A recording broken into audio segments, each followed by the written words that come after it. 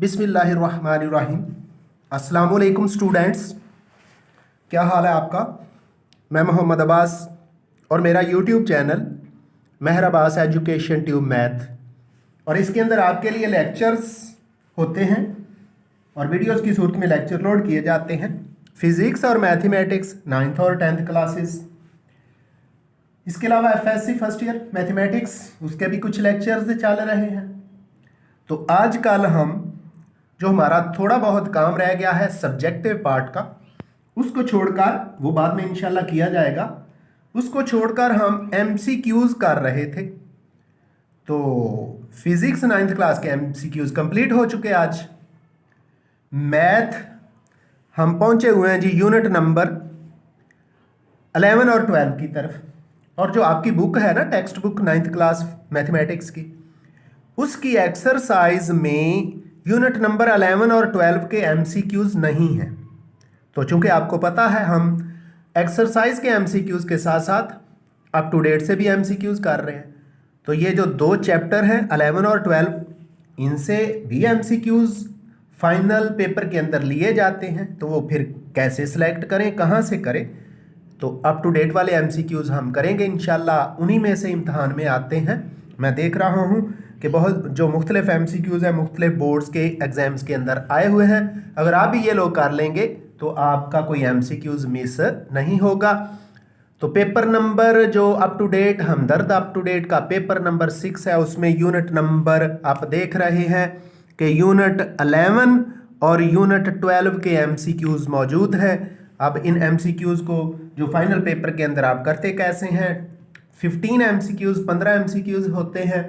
आपने कैसे करने होते हैं, 15 में से दुरुस्त आंसर सेलेक्ट करके उन पर पहले नीचे टिक लगाया करें, क्योंकि वो शीट तो आपके पास रह जाती है या आपको दे दी जाती है। तो बबल्स आपने जो फिल करने होते हैं, आपको ये बबल्स बने हुए फिल करने। सपोज के एक मैं बबल आपको फिल करके दिखाता हूँ। सपोज फर्ज किया कि हमारा जो एमसीक्यूज नंबर 1 है जो हम करेंगे, तो उसका ऑप्शन सी करेक्ट है। क्या है उसका ऑप्शन? सी करेक्ट है। फर्ज किया हम ऑप्शन नंबर 1 का सी को बबल को फिल करेंगे, तो उसका तरीकाकार यूं होता है, सी को हमने फिल कर दिया, बबल से बाहर नहीं जाते। इस तरह बाकी जो एमसीक्यूज हैं जो उनके दुरुस्त आंसर हैं उनके बबल्स फिल किए जाते हैं। किसी एक एमसीक्यूज के 2 बबल फिल नहीं किए जाते या क्रॉस नहीं लगाया जाता। अगर आप लोग ऐसा करेंगे तो आपका वो एमसीक्यूज गलत तस्वर होगा। इसलिए बड़ा सोच समझकर बबल को फिल करना है। हाँ, टिक लगा सकते हैं नीचे, लेकिन जब बबल्स फिल करने हैं तो बड़ा सोच समझकर।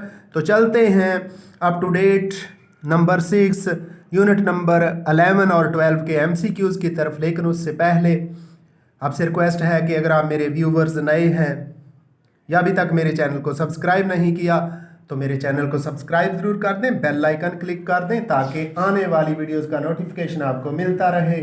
और ये वीडियोस अपने दोस्तों और फ्रेंड्स को भी शेयर किया करें ताकि स्टूडेंट्स का ज़्यादा से ज़्यादा फ़ायदा हो सके।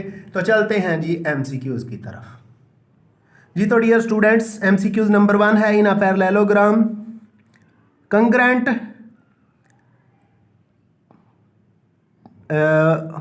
पार्ट्स आर, यानी in a parallelogram congruent parts are. तो नीचे देखते हैं क्या है। तो पैरेललोग्राम मतवाज़ी इजला होती है। ए में लिखा हुआ है अपोजिट साइड्स, बी में लिखा हुआ है अपोजिट एंगल्स, सी में लिखा हुआ है opposite sides and angles is the correct answer. यानी अपोजिट साइड्स भी होती हैं। ऊपर क्या था, अलग-अलग लिखा हुआ था, यहाँ इकट्ठा है।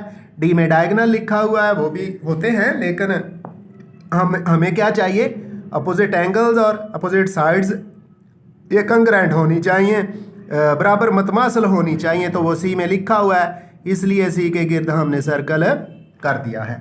एमसीक्यूज नंबर 2 है, बाइसेक्शन मीन्स 2 बराबर हिस्सों में डिवाइड करना। बाइसेक्शन का क्या मतलब है, ये देख ले नीचे कितने बोर्ड्स के इम्तहानात के अंदर आया हुआ, इससे आपको इस एमसीक्यू की अहमियत का अंदाज़ा हो जाएगा। Bisection mean to divide into 2। Bi का मतलब 2 होता है, सेक्शन का मतलब हिस्से, 2 हिस्से कर देना। तो देखते हैं नीचे ऑप्शन ए में लिखा हुआ है जी 2, तो ए को हमने सर्कल कर दिया। आगे MCQs नंबर 3 है, in opposite angles are congruent. तो MCQs नंबर 3 में क्या लिखा हुआ है, in opposite angles are congruent. तो पक्की बात है ये बनेगी पैरेललोग्राम, क्योंकि पैरेललोग्राम में अपोजिट एंगल्स इक्वल होते हैं और अपोजिट साइड्स भी इक्वल होती हैं। तो बी ऑप्शन में लिखा हुआ है पैरेललोग्राम, तो बी को हमने सर्कल कर दिया है MCQs नंबर 3 में। MCQs नंबर 4 है, कहता है the bisectors of two angles on the same side of a parallelogram cut each other at an angle of 15 degree, 30 degree, 60 degree, 90। जी तो ये 90 डिग्री पर राइट एंगल पर एक दूसरे को कट करके गुजरते हैं बाइसेक्टर जो होते हैं। तो डी में ये 90 डिग्री लिखा हुआ है। D is the correct answer of MCQs number 4। जी तो डियर स्टूडेंट्स MCQs नंबर 5 है, in a parallelogram opposite angles, ये कंग्रेंट होते हैं। अपोजिट एंगल्स क्या होते हैं, कंग्रेंट होते हैं। देखते हैं, ए में लिखा हुआ है जी कंग्रेंट, बी में पैरेलल, सी में कंकरेंट और डी में लिखा हुआ है नन ऑफ दीज। तो ऑप्शन ए में कंग्रेंट, क्योंकि पैरेललोग्राम के अपोजिट एंगल्स इक्वल होते हैं, कंग्रेंट होते हैं, इसलिए ए को हमने सर्कल, उर्दू में कहते हैं मुतमासल। तो ए में कंग्रेंट है, कंग्रेंट का मतलब मुतमासल है, इसलिए ए को हमने सर्कल कर दिया। आगे है जी MCQs नंबर 6, डायग्राम बनी हुई है, x लिखा हुआ है और दूसरी तरफ अपोजिट तरफ 75 लिखा हुआ है। तो चूंकि अपोजिट एंगल्स इक्वल होते हैं, ये x लिखा हुआ है, ये x है और यहाँ लिखा हुआ है 75 डिग्री। तो ये एंगल्स इक्वल होते हैं, इसलिए x भी कितना होगा, 75 डिग्री होगा। तो MCQs नंबर 6 का ऑप्शन सी 75 लिखा हुआ है, इसलिए सी को हमने सर्कल कर दिया। आगे है डियर स्टूडेंट MCQs नंबर 7 में लिखा हुआ है one angle of parallelogram is 130 degree. तो 130 डिग्री के सामने वाला भी क्या होगा, वो भी 130 होगा। जब वो 130 और 130 कितने हो गए, 130 डिग्री प्लस इसके सामने वाला भी 130, ये हो गया 260। तो टोटल एंगल होता है 360। तो बाकी दो भी इक्वल हैं। 360 में से 260 माइनस करें तो बाकी 100 रह गया। 100 को दो हिस्सों में बराबर डिवाइड करें तो वो 50-50 आता है। तो तीन एंगल्स क्या होंगे, 130 तो होना ही होना है, क्योंकि एक दिया गया 130, तो दूसरा सामने वाला भी 130 होगा। और बाकी रह गया 100 को दो बराबर हिस्सों में डिवाइड करें तो 50-50 आता है। वो डी में लिखा हुआ है जी 50 डिग्री और 130, तो D is the correct answer. D को हमने सर्कल कर दिया। MCQs नंबर 8 है dear students, diagonal of a parallelogram.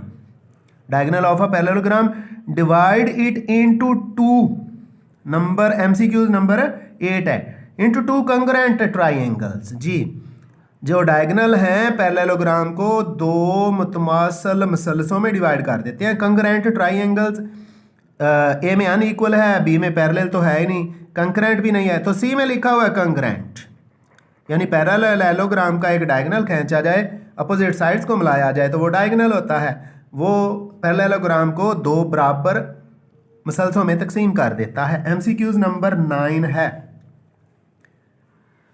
इन अ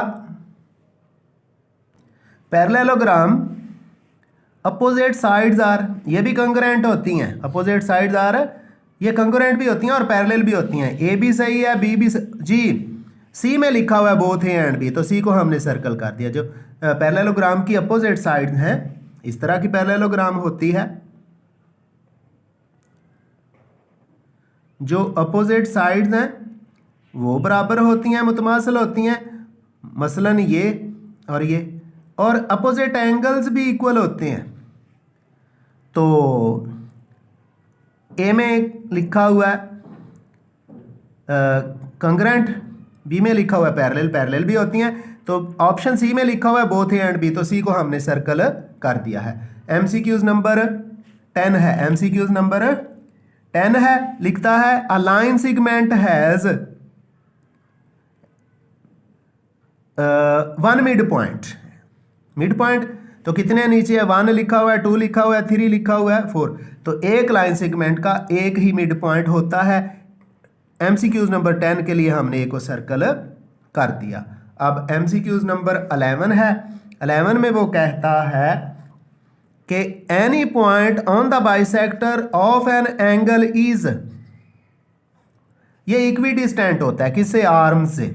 उसने कहा एनी पॉइंट, ये थ्योरम भी है 9th क्लास में, any point on the bisector of an angle is equidistant from its arms. तो देखते हैं, ए में कंकरेंट, बी में इक्वल, सी में पैरेलल और डी में लिखा हुआ है इक्विडिस्टेंट। तो डी को हमने सर्कल कर दिया। इस तरह एमसीक्यूज नंबर 11 का करेक्ट आंसर इक्विडिस्टेंस है और वो डी ऑप्शन में है, हमने डी को सर्कल कर दिया। आगे है MCQs number 12। The of circle is on the right bisector, centre of the circle of each of its chords. जो कार्ड खींची जाती हैं, जो the of circle is on the right bisector, यानी कार्ड्स हैं उनका राइट बाइसेक्टर खींचा जाए तो सर्कल का सेंटर उन्हीं के ऊपर होता है। ए में लिखा हुआ है सेंटर, ए को हमने सर्कल कर दिया। तो एमसीक्यूज नंबर 12 का करेक्ट आंसर है सेंटर और ए में लिखा हुआ है, ए को हमने सर्कल कर दिया है जी। तो dear students, MCQs number 13, the perpendicular bisectors of the sides of a triangle are concurrent.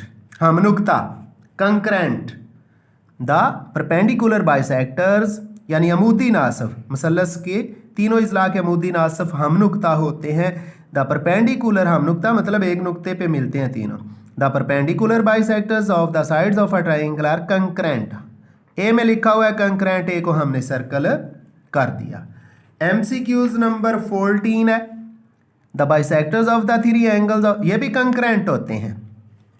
किसी ट्राइंगल के तीनों एंगल्स के नासफ यानी उनको आधा आधा करने वाले, ये भी कंकरेंट होते हैं। क्या होते हैं?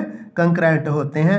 The bisectors of the three sides of a triangle are concurrent. देखते हैं, ए में इक्वल लिखा हुआ है, बी में परपेंडिकुलर, सी में लिखा हुआ है कंकरेंट, तो सी को हमने सर्कल कर दिया है। तो डियर स्टूडेंट, एमसीक्यूज नंबर 15 है और ये लास्ट एमसीक्यूज है इन दोनों यूनिट्स का, यानी unit number 11 parallelogram and triangles और यूनिट नंबर 12 है line bisectors and angle bisection. 15 number, a point equidistant, a point equidistance from the end points of a line segment is on the right bisector, is on the right bisector. A में bisector लिखा है, सिर्फ bisector नहीं, bisector नासफ होता है। Right bisector को कहते हैं अमूदी नासफ।